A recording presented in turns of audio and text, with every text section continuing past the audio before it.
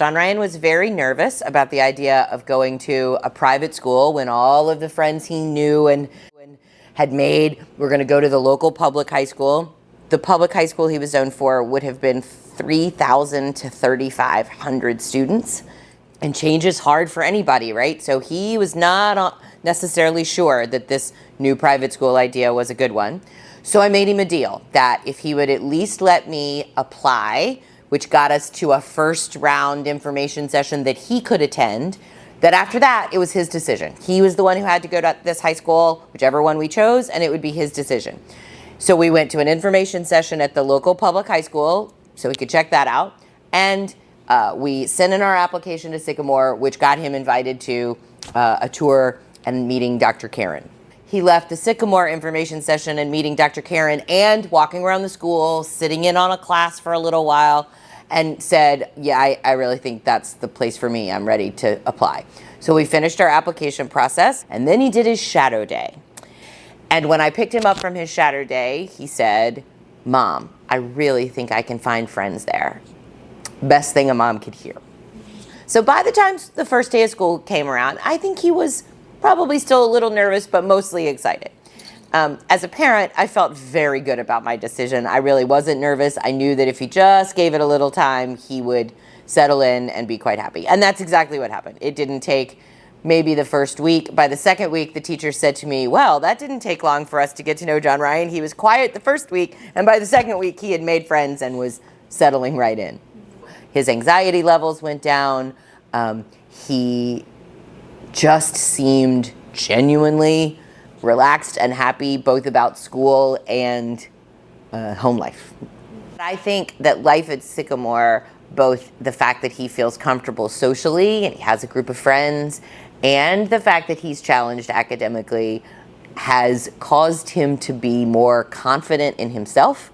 He's incredibly self-aware, both of his strengths and his weaknesses, and he's very focused on what skills does he need to master on any particular project he's working on. I think he's more mature than he would otherwise be based on his experience at Sycamore.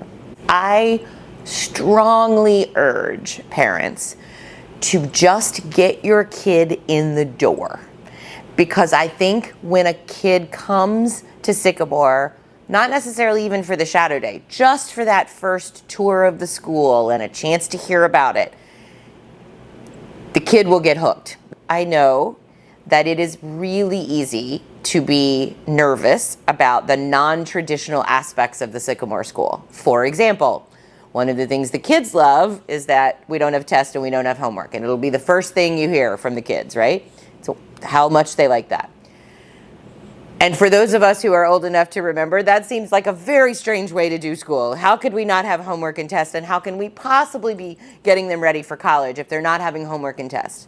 And all I can tell you is that our experience in the first 2 years of high school is, while he may not have homework when he gets home, which, by the way, leaves time for volunteering and other things he'd like to do in his life, but I can tell you that the level of work that's being done, which we get to see at the Sycamore School in these really lovely twice-a-year showcases, we call them, is college-level work. The first time I came to a showcase, I left thinking, well, I didn't do that kind of stuff till I was in college.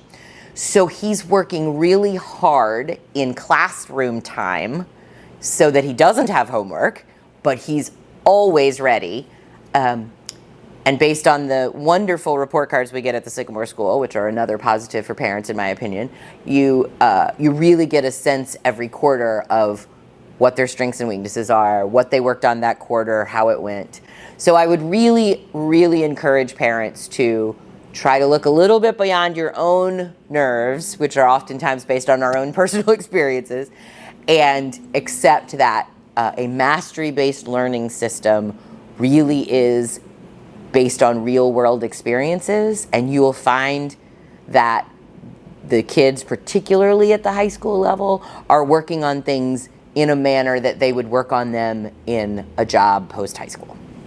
I think that's it. We're a big fan.